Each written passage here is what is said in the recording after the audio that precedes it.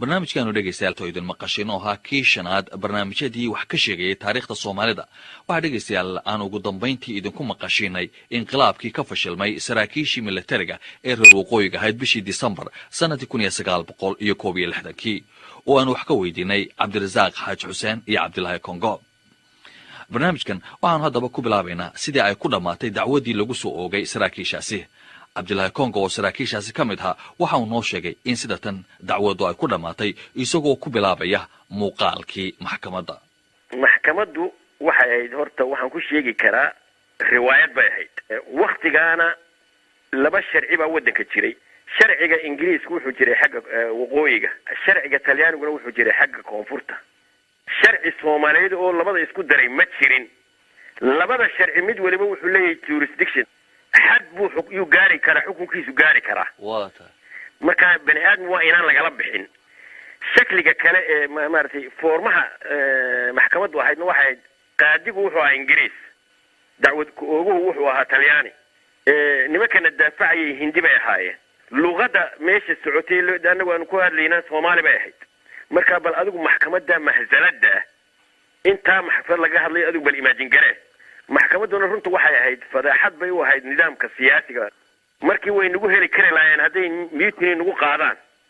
mutiny hadday idinku qaado way idinku heli lahaayeen. waa nagu heli lahaayeen. laakiinse waxay yidhahdeen maximumka la beegsada oo dilisa. annaguna markaa waxaanu isku daafacnay, waxaanu caddaynay horta waxaan la yidhaahdo jumhuuriyadda soomaaliya inaana sharciba ku dhisan inaanay jirinba. ayaa ku doodayseen? yaanu ku doodnay. waxaanaanu nidhi challenge garaynay xukuumaddii bal inay keento wixii laysku raacay, sharcigii lagu mudoobay. leanno laba act of union baa jiray saad u og tahay waddanka oo draft of act of union ah. labadii act of union ciidamo kama hadal. ta kale waxay nala beegsadeen articleka 121 baa la yidhaahdaa oo Indian Penal Code ah. waa dil. constitutionkii waddanka markaa lagu dhaqayayna court martial ma ogola ilaa waqti dagaal mooyaane. markaa dee constitutionkii iyo Indian Penal Code baa la yidhi iyama sareey iyama labada leh afdaliyad. way iswaafaqi waayeen. keebaa la raacay baa markaa la waa in constitutionka la raaca. markaa sidaaseen uga baxsanay maxkamadda caskariga ahayd. ta kaleen keeska daciifta waxay anagu rag military aanu ahayn oo u dhaarsan Queen Elizabeth. boqorada ingiriiska u dhaarsanaydeenba? boqorada ingiriiska u dhaarsanay. dee cid damboona dhaarisay ma jiro, cid kale aan u dhaaranay maba jirinba. dee kuwiinkiin aan u dhaaranayna iyada keeska nagu soo ololisay nagu soo oogtay ma aha. republicii markaa joogayna waa tan hore kugu sheego dee wax jiraaba ma jiraan, leanno act of union maba jiraba. waxaana la yidhi keiskii waa laydinku waayey. kaasi wuxuu ahaa cabdilaahi aadan cabdilaahi kongo.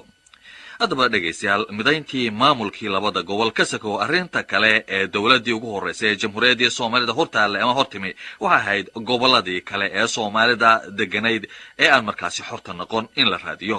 cabdirasaaq xaaji xuseen aanu mar kale idinku celino oo arrintaasi bal ka warramaya dowladdii ugu horraysay tallaabada ay ka qaadatay.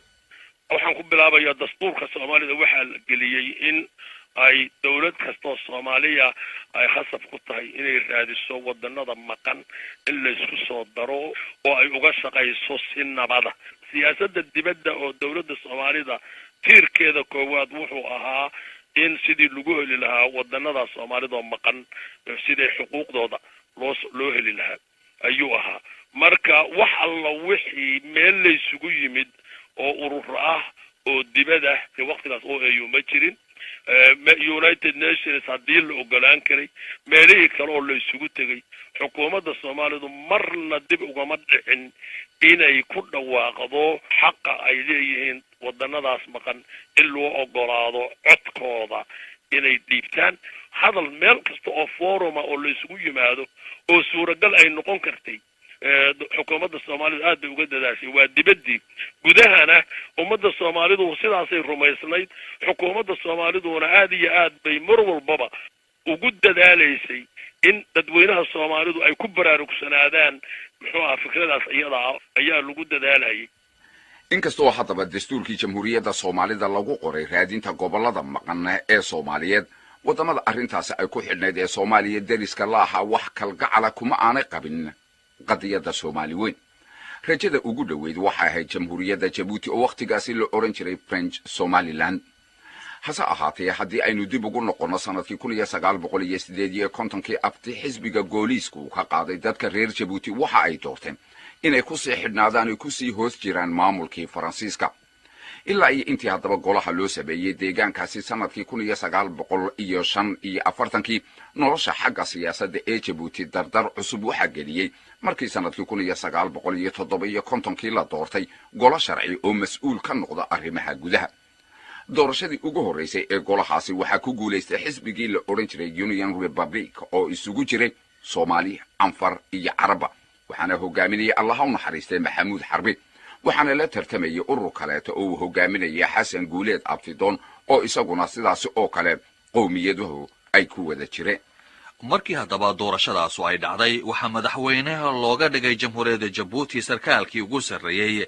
isticmaalkii halkaasi ka fadhiyay ku-xigeenna waxaa noqday maxamuud xarbi allaha u naxariistee hase yeeshee doorashadii la qabtay 23 bishii Novembar sanadkii 1958 iyadoo taageero xoog leh uu ka helay dhinaca Faransiiska ayaa waxa ku guuleystay xisbiga uu hogaaminay Xasan Guuleed Abtidoon oo markii dambe wadanku xornimada u qaatay madaxweyne ka noqday isaga ayaana markaasi loo doortay inuu ku-xigeen u noqdo wakiilkii Faransiiska halkaasi ka fadhiyay maxamuud xarbi waxaa dabeetana uu baxsaday magaalada qaahira iyadoo ololihiisu ahaa jabuuti oo ka xorowda faransiiska markii dambena 1959 waxa uu tegay magaalada muqdisho halkaasi oo lagu sameynayay dhaqdhaqaaq Soomaali weyn raadinaya bishii Oktoobar sanadkii 1960 ayaa maxamuud xarbi allaha u naxariistay waxa uu ku dhintay shil dayuuradeed isagoo ku sii jeeda magaalada muqdisho oo ka soo laabtay booqasho uu ku tagay wadanka Shiinaha iyo wadamadii Yurubta bari haddaba dhageystayaal makana bal waxaan idin maqashinaynaa mid ka mid ah si aan ugu nasano heesihii gobonimo doonka ee Jabuuti markaasi loo qaaday waa kan Axmed Naaji dadka reer Jabuuti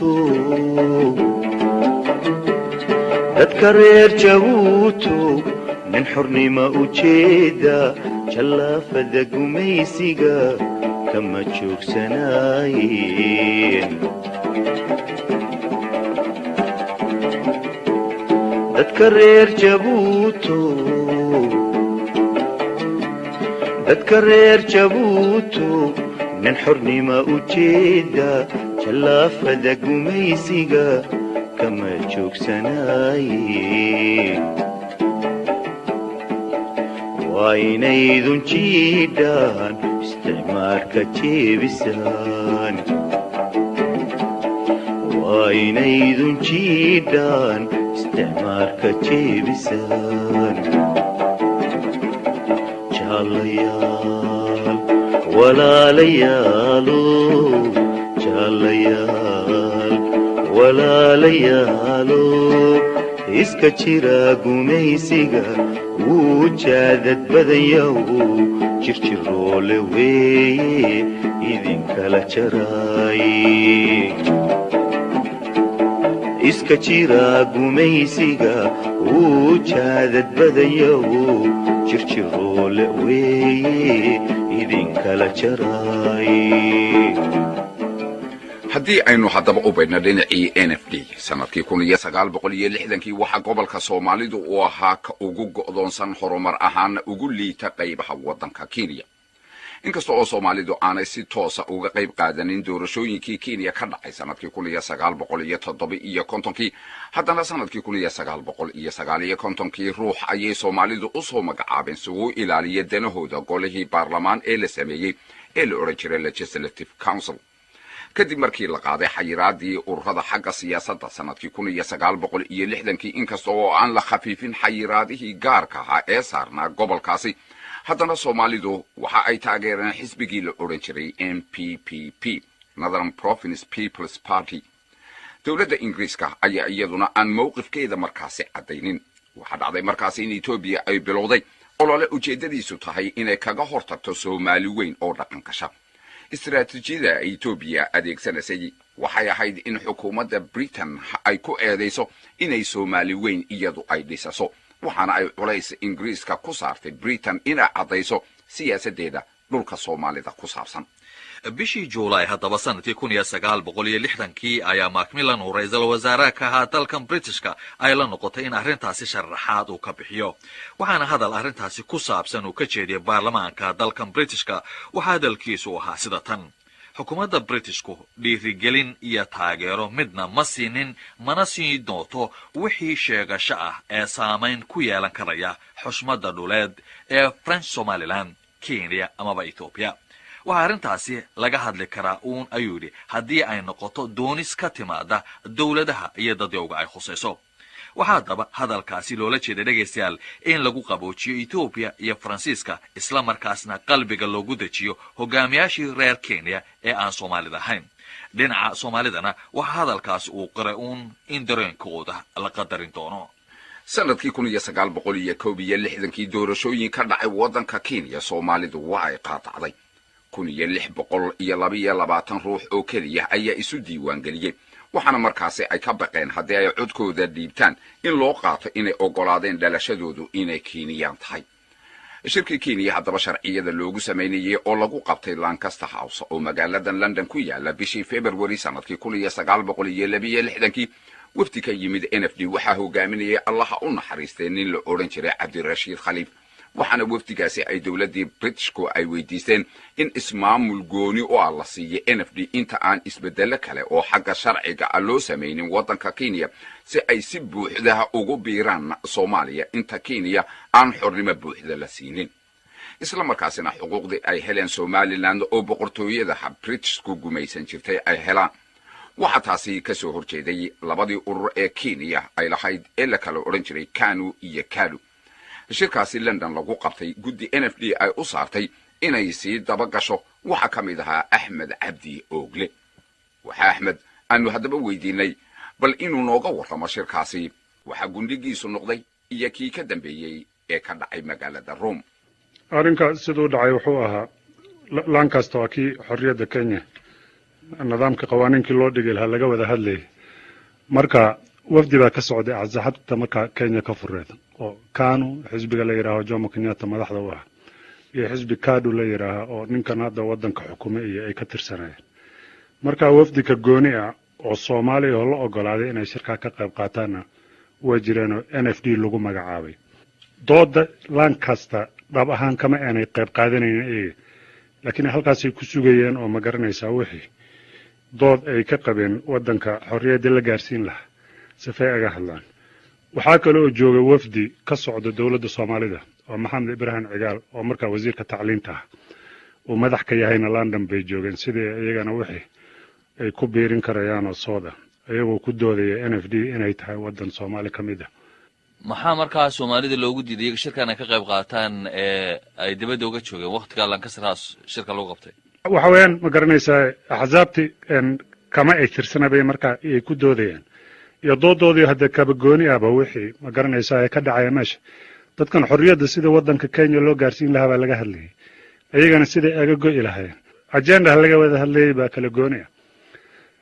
sidaa ha ahaatee fursad bay heleen ragga ayaga in ay la kulmaan wasiirul mustacmaraadka iyo dad dowladda ka tirsan Ingiriiska. nin Reginald Modling la yiraahaa markaasayta wasiirka isticmaarka yaa ahaa. marka waxaa la kala qortay oo lagu heshiiyeyna waxay ahayd in wafdi marka Commonwealth ka tirsan in loo diray NFD halkaasoo ay soo xaqiiqsadaan dadka degan gobolka NFD la yiraahaa waxa ay doonayaan. waxa marka lagu doodana ay tahay inay Soomaali raacayaan iyo inay doonayaan inay ka tirsanaadaan waddanka Kenya. waxa go'aan oo laga gaaro halkaana ma garanaysaa dowladda Ingiriiska ay ku camal fasho. marka wafdiga Soomaalida ayagoo faraxsan bay marka waddanka dib ugu soo noqdeen oo malaynay inay guusho meesha ay dhaliyeen. waxaad ka warantay Axmed maadaama marka wafdigaasu iyagoo faraxsan ay soo laabteen arrintaas sidee markii dambe isu bedeshay? isla bariye horta wasiirka mustacmaraadka waa la bedelay oo nin Ian MacLeod la yiraahdo yaa wasiir laga dhigay. wafdigii waa la soo diray NFD bay yimaadeen 6 magaalo marka la dhihi jiray Marsabit iyo Siolo iyo Moyale oo laga gooyay hadda gobolka Waqooyi Bari ya NFD ya Garis iyo Mandera iyo Wajeer. 6 NFD baa la dhihi jiray way wada mareen. reportkooda wuxuu ahaa marka 7% inay doonayaan inay Soomaali raacaan.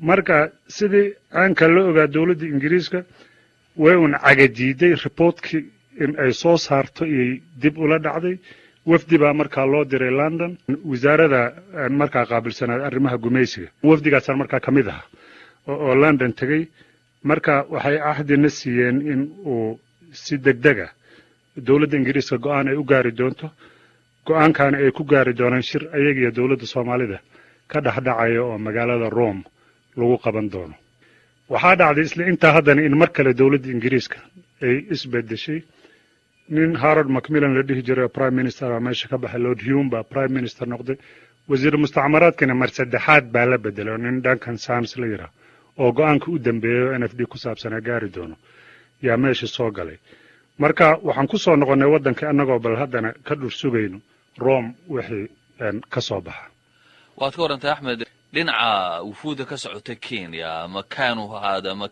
haadeen labadii xisbiye markaas gobonimada doonayay doodooda iyagu maxay hayday ay ku diidanayeen Soomaalidu mowqifka ay taagneed Soomaalida reer NFD wadan ka tirsan inuu yahay Kenya xuduudada sidii uu isticmaalka u dhigan in loo daayo wixii markii dambe Haile Selassie uu mariyay oo ayuga oo sharciga ka dhigay marka doodooda waxay ahayd wadanka lama qaybin karayo Soomaalida hadii loo ogolaado inay go'aan qola kasta oo xuduud degan sida Maasai ay ku halqabsan jireen oo qaarna Tanzania degan qaarna Kenya degan ayagana waa go'ayna bay dhahayaan marka wadanka xorriyadiisa inay suuragal ba ahaan oo Soomaalida sababteeda uu u kala qaybsami doono iyo marka ku doodayeen waana labada xisbiba halka way ka mideysnaayeen waxaad ka warantaa markii dambe mesela shirkii la isugu yimid magaalada Rome ee wadanka Talyaaniga ee xukuumadda Soomaaliduna markaas ay timi maxay qodobada laga hadlayay shirkaas sidoo u dhacay muxuu gundhigiisa noqday shirka wuxuu u dhacay waxay ahayd dawladda Soomaalida iyo Ingiriiska inay ka wada hadlaan ilaa sida aan ku sheegay interestiga Soomaalida ay u leedahay NFD wax qarsoon markaa ma sanahana way ku doodayeen marka wafdi ma garanaysa dawladda Ingiriiska oo go'aankeeda halka laga sugayo iyo dawladda Soomaalida halka inay ku shiraan iyo ahayd wafdiga Soomaalida marka Dr. Sharmaark oo prime minister ahaa madax u ahaa Cabdullaahi Ciise wuu joogay nin Ali Maxamed Hiraab la yiraahdo wuu joogay Maxamuud Cabdi Caraar nin la yiraahdo marka safaaradii marka cilaaqaadka la kala goosta London ka yimid wuu joogay iyo dhowr kale oo safiir qayb ninka la yiraahdo rag badan halka ku garanay badooda waa dhinteen Allah u naxariistay marka dawladda Ingiriiska marka sida la filayay wafdigeedii hoos bay u dhigtay oo nin Peter Thomas la yiraahdo wasiir dawli ah wasaaradda khaarijka ay soo direen meesha ama Lord Hume inuu yimaado laga filayay ama wasiir khaarijiyada marka taa qudheeda walwalbay dawladda Soomaalida iyo dadka meesha joogay qudheeda waan jooga Rome marka yay gelisay marka waxa dhibaato ka dhacday wafdi Kenya oo marka daaqili heshay yaa wasaare ka socotay eegana oo Kenya oo hore Soomaalida la hadlayna oo nin James Gichuru la yiraahdo oo wasiirka lacagta marka laga dhigo waa daaqili Tom Mboya rag'aan kan ay tahay marka dawladda Soomaalida way diiday waxay yiraan wax dood oo naga dhaxeeya annaga iyo dawlad Kenya ka dhalan doonta malaha waxaan arin isticmaar bay Ingiriis baa wadankan adoonsanay ama gumaysanay Kenya sidoo xorriyada u gaarsiinaya xorriyad la mid ah waa inay gaarsiiyaan dadka NFD marka Kenya ma wada hadlayno marka waxa dhacay waftigii Kenya in lagu biiriyo wadanka Ingiriiska ay xubin ka noqdaan safay doodooda ay qayb galaan annagoo dhowr oo NFD ka soconayna marka wafdigii Soomaalida in lagu dhaxgoogooyo oo ma garanaysaa qaarkeena ay sidaas ay ka qayb galaan marka go'aan in Ingiriis gaaro iyo ahayd go'aankina ma garanaysaa wuxuu ku dhamaaday si aad u falxun Ingiriisku waxay yireen wax go'aan oo gaari keenayna malaha Kenya markay xorriyada qaadato inaad ka wada hadashaan weeyaan wafdiga Kenya ninka madaxda u ahaa Tom Mboya ninka la yiraahdo hadlay wuxuu yiri marka waadna soo mari karaysaan oo prime minister Kenyatta marka ya waan idinku casimaynaa Nairobi inaad ka wada hadashaan shirkaas 3 maalmood buu socday aad baan u xusuusnahay Dr. Sharmaark naxariista Allah si aad buu ugu dadaalay ma garanaysaa shirka inuusan ku dhamaanin ma garanaysaa in sida lagu kala tago asagoo mar Kenya tusayo in cilaaqaad quman oo walaalnimo ayaga iyo dawladda Kenya iyo Soomaaliya ay dhaxmareen inta NFD xaalkeeda aanka u yahay sidaan u joognay 3 maalmood markii la joogo baan war helnay wafdiga Ingiriiska galabta dambe inuu tagayo oo London ku noqonayaba bas shirka sidaas ay tumba wax communique oo la soo saaray ma aana jirin halkii baa lagu soo kala tagay kaasi wuxuu ahaa axmed cabdi ogle. iminkana dhegaystayaal waxaanu idin maqashinaynaa mid ka mid ah heesihii n f d loo qaadi jiray oo fanaaniinta soomaalidu ay u sameeyeen.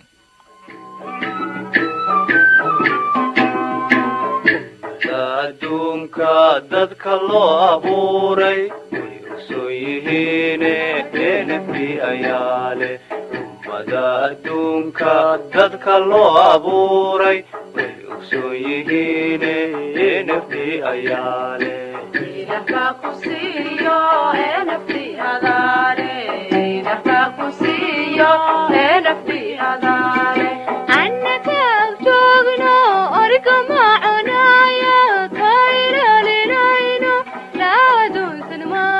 أدونسن ماي عنك أكتوغنو أرقما عنايا كايلا لناينو لا أدونسن ماي لا أدونسن ماي عنك أكتوغنو أرقما عنايا كايلا لناينو لا أدونسن ماي لا أدونك ددك الله أبوري